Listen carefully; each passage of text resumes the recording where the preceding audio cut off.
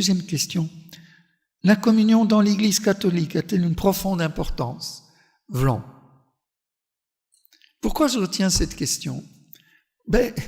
Parce que pour moi, il y a un immense point d'interrogation. Comment se fait-il que nos célébrations eucharistiques soient délaissées à ce point?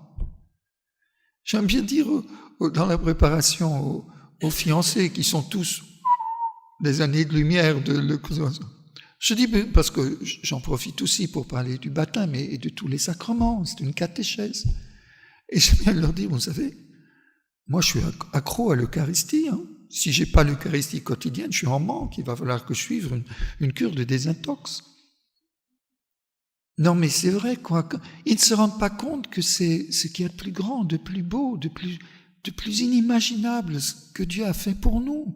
Il se donne quotidiennement, nous, disons, dominicalement, tous les dimanches, il se donne à nous, et nous le boudons, nous n'en ressentons pas la nécessité. Mais qu'est-ce qui se passe? Alors, est-ce qu'on en arrive à poser, a-t-elle une profonde importance? Est-ce que c'est vraiment important? Ou bien alors, il y a une protestantisation.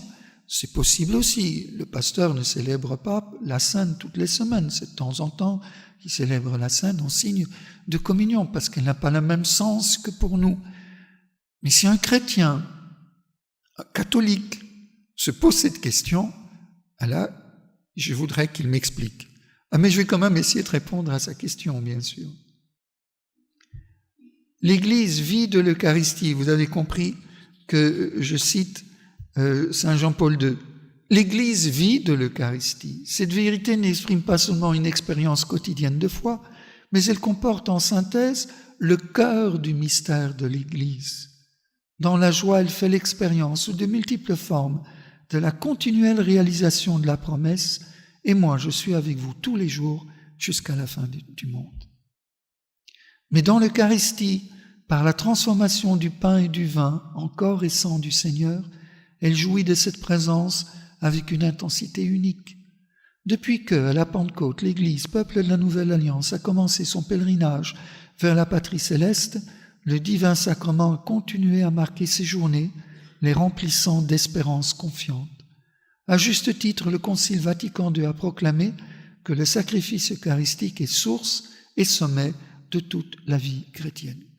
J'espère que celui qui a posé la question entend quelque chose, mais que sera transmis ce beau message. Dans la même encyclique, le pape continue. La très sainte Eucharistie contient l'ensemble des biens spirituels de l'Église, à savoir le Christ lui-même, notre Pâque, le pain vivant, qui par sa chair vivifiée par l'Esprit Saint et vivifiante, procure la vie aux hommes. C'est pourquoi l'Église a le regard constamment fixé sur son Seigneur, présent dans les sacrements de l'autel, dans lesquels elle découvre la pleine manifestation de son immense amour. L'Eucharistie, présence salvifique de Jésus dans la communauté des fidèles et nourriture spirituelle pour elle, est ce que l'Église peut avoir de plus précieux dans sa marche au long de l'histoire. L'Église a reçu l'Eucharistie du Christ, son Seigneur, non comme un don, pour précieux qu'il soit parmi bien d'autres, mais comme le don par excellence, car il est le don de lui-même, de sa personne, dans sa sainte humanité et de son œuvre de salut. L'Église vit continuellement du sacrifice rédempteur et elle y accède non seulement par un simple souvenir plein de foi, mais aussi par un contact actuel, car ce sacrifice se rend présent, se perpétuant sacramentellement dans chaque communauté qui l'offre par les mains du ministre consacré. De cette façon, l'Eucharistie étant aux hommes d'aujourd'hui la réconciliation obtenue une fois pour toutes par le Christ pour l'humanité de tous les temps. En effet, le sacrifice du Christ et le sacrifice de l'Eucharistie sont un unique sacrifice. Frères et sœurs très chers, permettez que dans un élan de joie intime en union avec votre foi et pour la confirmer, je donne mon propre témoignage de foi en la très sainte Eucharistie. Ave verum corpus natum de Maria Virgine, vere passum immolatum in cruce pro homine. Ici se trouve le trésor de l'Église, le cœur du monde, le gage du terme auquel aspire tout homme, même inconsciemment. Il est grand ce mystère. Assurément, il nous dépasse, il met à rude épreuve les possibilités de notre esprit, d'aller au-delà des apparences. Ici nos sens défaillent, et visus tactus gustus in te fallitur, est dit dans l'hymne Adoro te devote. Mais notre foi seule, enracinée dans la parole du Christ transmise par les apôtres, nous suffit.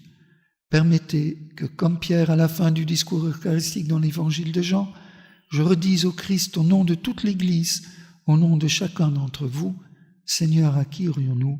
Tu as les paroles de la vie éternelle. Beau témoignage, hein? Du coup, j'ai plus rien à dire, il a tout dit, quoi. Oui, l'Eucharistie est vraiment importante pour notre Église.